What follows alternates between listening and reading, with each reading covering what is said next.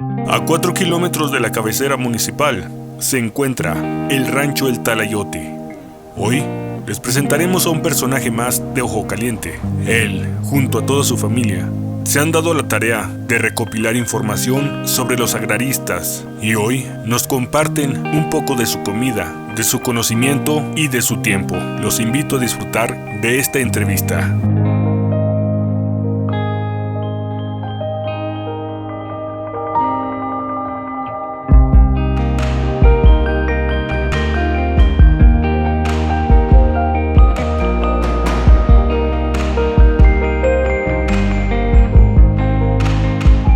Hola, ¿cómo está, caballero? Bien. Sí. Muy bien, pues bueno, amigos que nos escuchan, que nos ven a través de las redes sociales y a través del canal Estrella, pues hoy estamos con un personaje muy emblemático de aquí de Ojo Caliente, ya muchos años también de vida. ¿Cuál es su nombre, caballero? Godofredo García. Godofredo, cuéntenos, ¿es originario de dónde? Aquí del municipio de Ojo Caliente. Sí.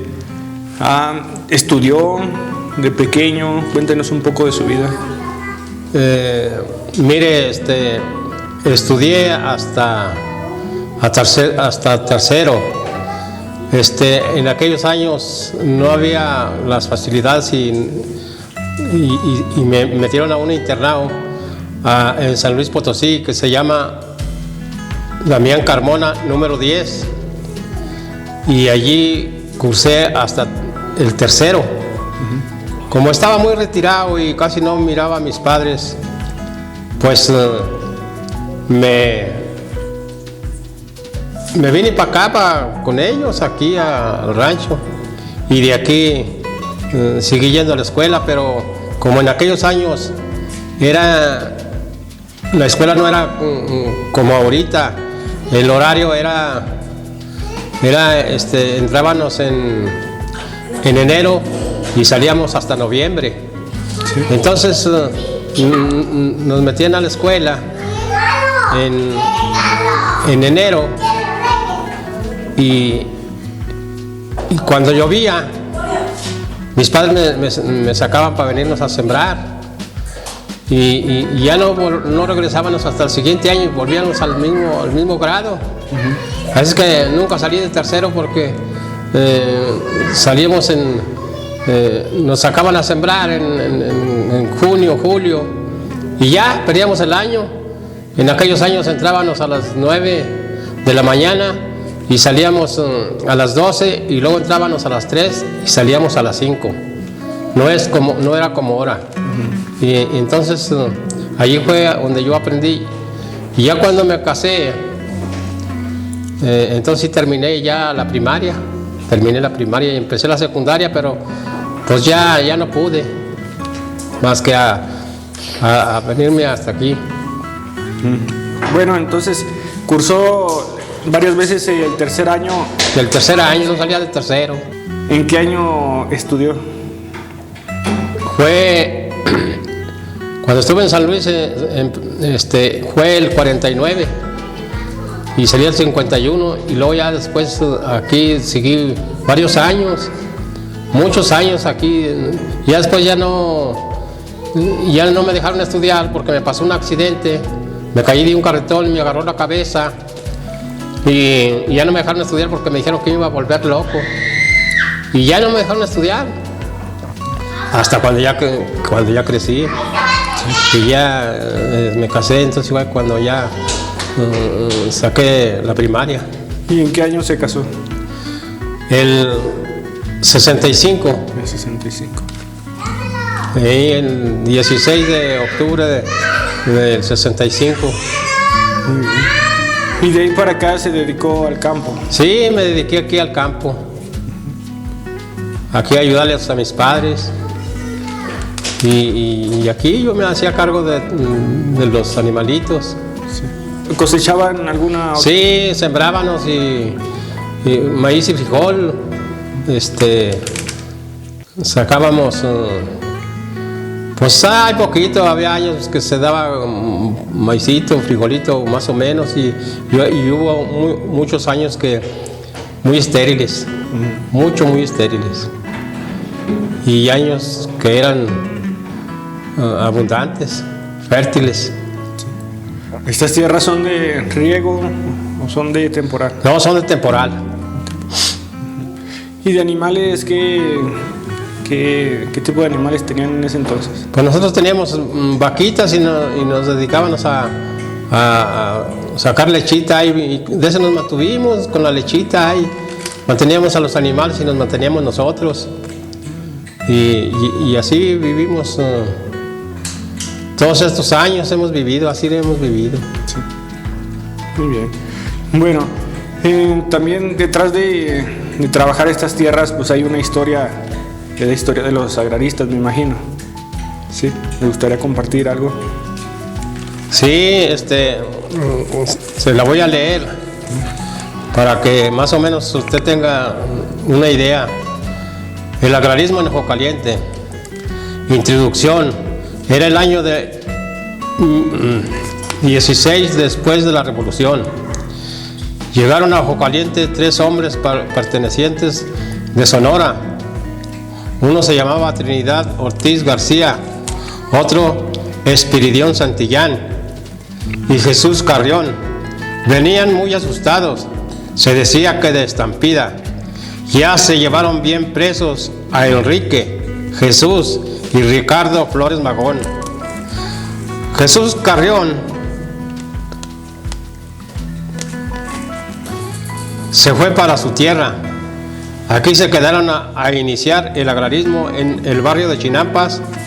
Trinidad Ortiz García y Espiridión Santillán en la casa de Prudenciano García Pérez. Se empezaron a juntar Guillermo Aguilera, Teodoro Ramírez, profesor Úrsulo García, procedentes de Fresnillo, y Jesús y Francisco Torres, Pancho Chochas, Lorenzo Cervantes, alias El Gallo, Inés y Bardomino Medina, Manuel Méndez Muñoz, Jesús Espinosa, Tomás Leal. Este grupo de ideas Flores magonistas formaron un grupo que se le denominó Alba Roja y que más tarde se le denominó el Alma Obrera.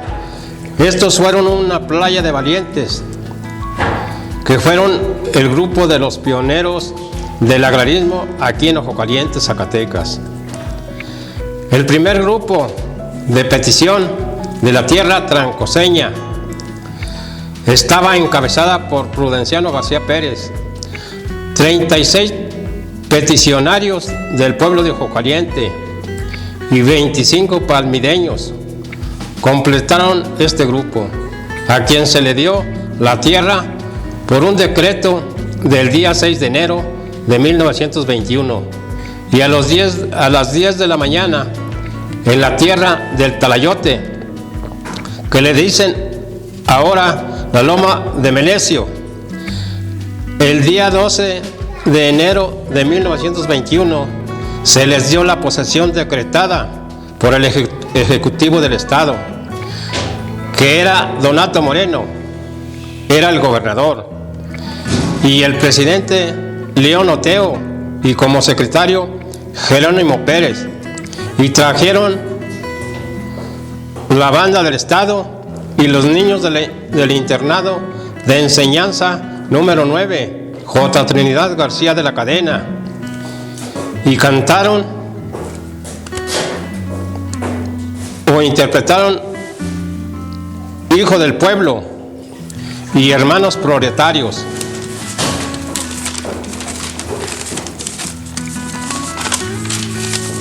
Prudenciano García Pérez,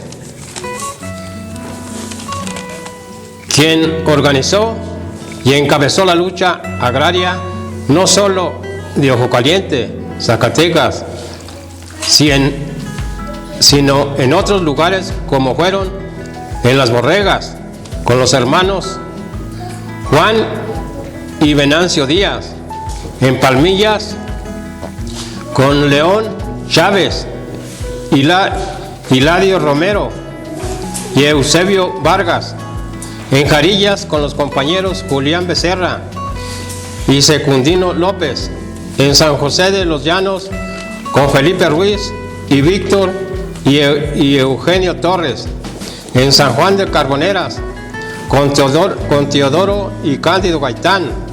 En Pastoría, con Brígido y Remigio Hernández. Y Bonifacio Ruiz. En Santo Tomás, con Antonio Martínez y Albino Maldonado. En el Cerrito del Agua, con José Montoya y el señor Valadez. En San Pablo, con Octavio García y el compañero Esparza, don Severo y Jaime Antonio García y Isidro Gallegos. En el Saladillo, con Francisco Mata, José Venancio Díaz, Tomás Reyes y Fernando Montoya. En el Bajío de la Tesorera, con Pedro Ortiz y Pantaleón García. En el Refugio, bajo la dirección de don Jesús Torres, que después fue presidente municipal y fue asesinado por los cristeros. Y también Santiago Sandoval, Epifanio Ibarra y Francisco Pedrosa. En Dolores, con José Demesio Mayorga. En Tlacotes, con Antonio Ramírez y Guadalupe Reza. En Guanajuatillo, con J. Castañeda. En Buenavista y Triana, con Erasmo y Leoncio Herrera. En el Saucito, con Francisco Aurelio Hernández.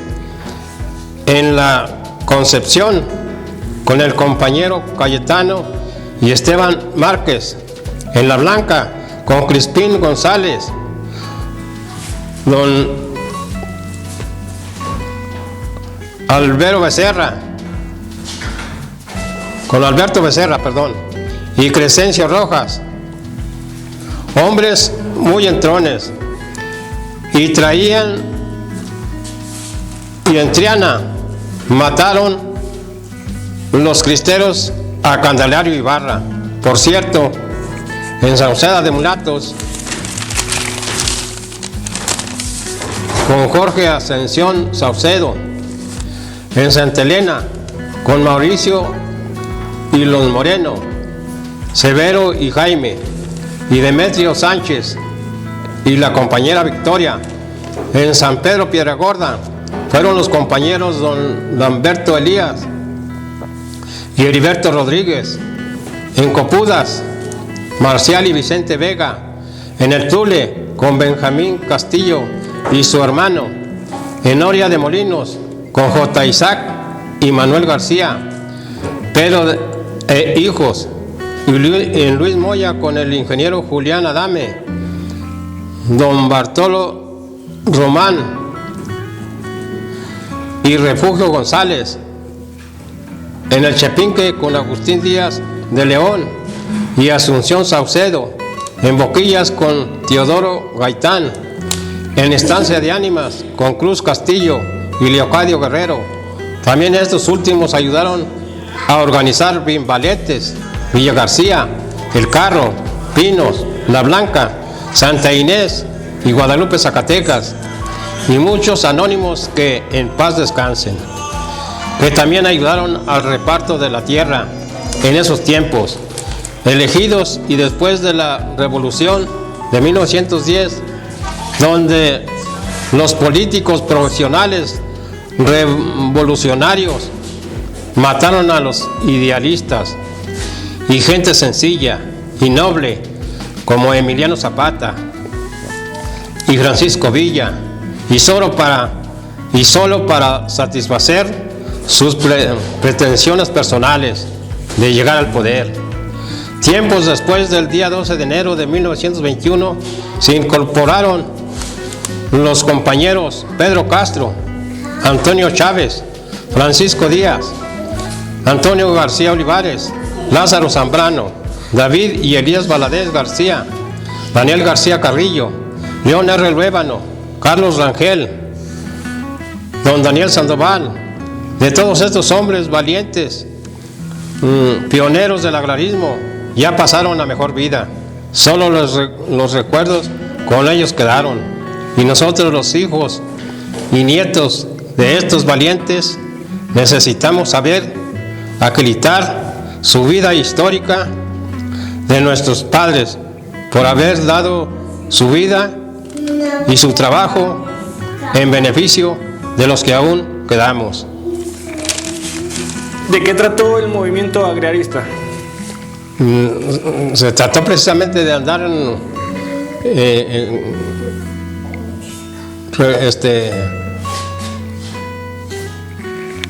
juntando gente para en contra de los hacendados, porque los hacendados eran los que tenían toda la parcela, todos los parcelamientos. Entonces se juntaron juntos, se agruparon porque tenían un problema muy fuerte. El clero intervenía mucho y les decían que no, a los compañeros les decían que no agarraran tierras porque se iban a condenar. Entonces pues era una cosa muy, muy difícil para la gente, porque los tenían bien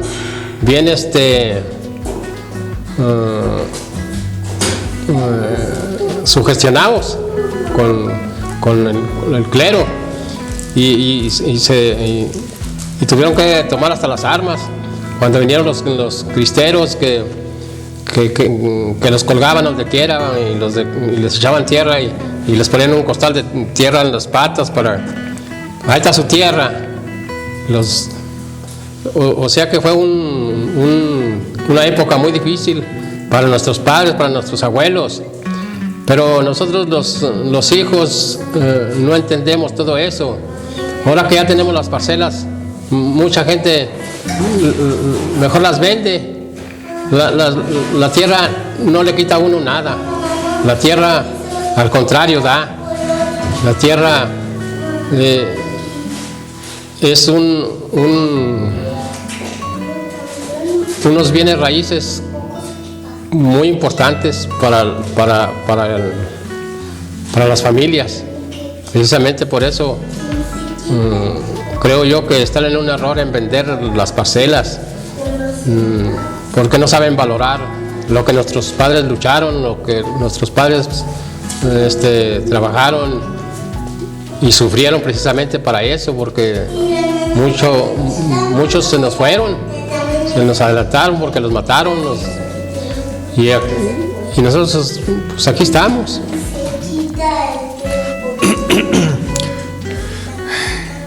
Las tierras eran, no sé si de personas, ¿cómo se le llamaban? Indígenas. Antes eran así, los mexicanos de antes.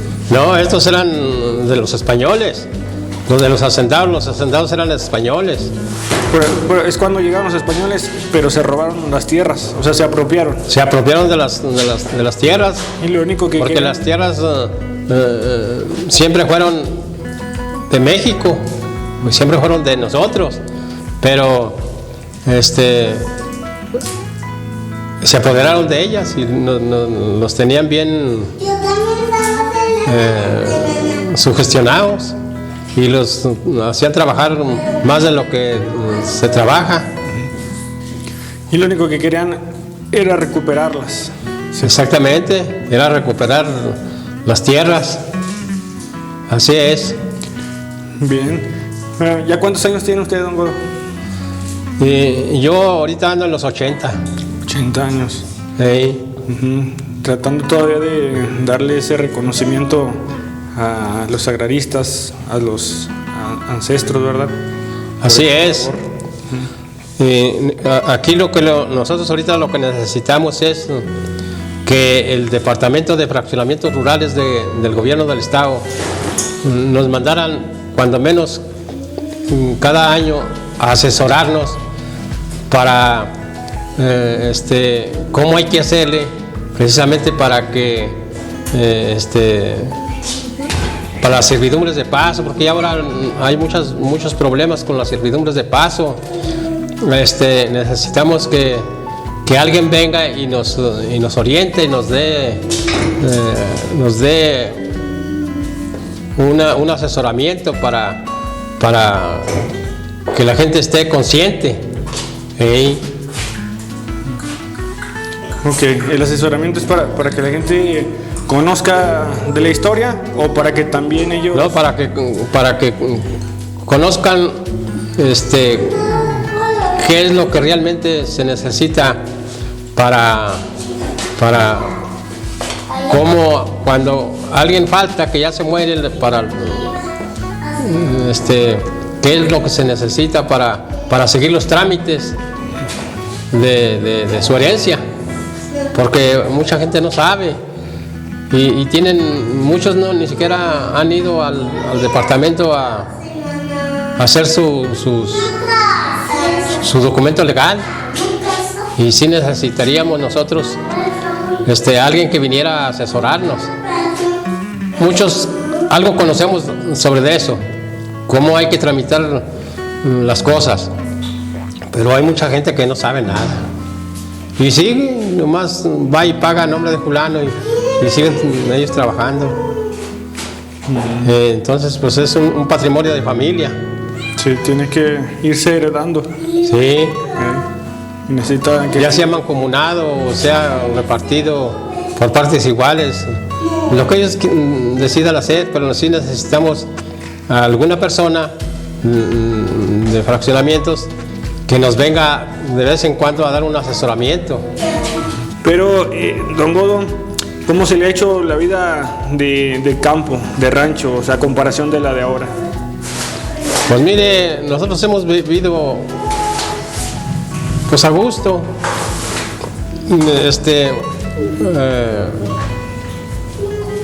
Le hemos sufrido, pero pues ahí estamos viviendo. Sembramos, criamos uno o dos animalitos, nos ayudamos, pero lo que no sabemos es cómo van a seguir nuestros hijos, nuestros nietos, nuestros bisnietos, porque pues en la tierra no es para todos, no se pueden sostener nomás de allí. Entonces necesitamos que ellos van a seguir otro camino, yo creo. Yo creo que también por eso, porque las cosas están muy difíciles ya en el campo, yo creo que por eso hay mucha delincuencia. Muchos que son amantes de agarrar lo que no es de ellos. Y pues eso le afecta al país. Necesitamos que el gobierno nos ayude, porque aquí necesitamos, lo que produce la tierra es nopal aquí con nosotros. Y necesitamos poner mucho nopal, pero no tenemos los medios para ponerlo. Necesitamos que nos ayuden. Que nos ayuden, porque los nopales son muy buenos. Los nopales, los magueyes. Lo que es de aquí.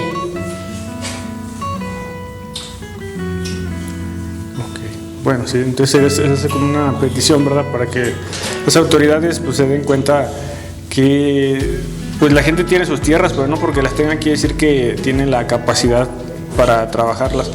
Y el dato de los jóvenes pues es bien interesante, porque el campo, entre comillas, está vacío mientras la gente está de huevón en su casa. Exactamente. Y ellos son la parte que deberían estar activos para que esta gran industria que es el campo estuviera constantemente trabajando. Así es. Ok, no, sí le entiendo la idea. Bueno, pues don Godo, un gustazo. No, pues muchas gracias. Saludos a Rubén García, que nos contactó y todo para hacer esta entrevista Una Realidad, y esperamos pronto volver para que nos cuente alguna otra historia. Sí, de su día que gusten. Sí. Bueno. Ahí tengo muchos asentados, porque ya todo se me olvida. Sí. Precisamente por eso lo escribí, porque me dijo Rubén, pero necesito sacarlos de allí, de donde lo tengo escrito. Uh-huh. Son historias que yo mismo he escrito. Sí. Memorias de mi madre. Sí. Memorias de mis hermanos más grandes. Sí. Porque pues yo fui el más chico. Yo ya de eso ya no miré. Sí. Sí. No, sí es bien importante. Ojalá que la gente tuviéramos esa costumbre así como si fuera un diario, pero ir haciendo un libro de nuestra vida, porque siempre va a haber datos que se nos van a ir disolviendo en el tiempo. Pero Así es. Qué bueno que lleve estas costumbres de mantener el recuerdo ahí en la letra. Bueno, pues nos vemos a la próxima, don Godo. Hasta la próxima, sí. Sí. Si Dios nos lo permite. Es un mero bueno. Ojalá.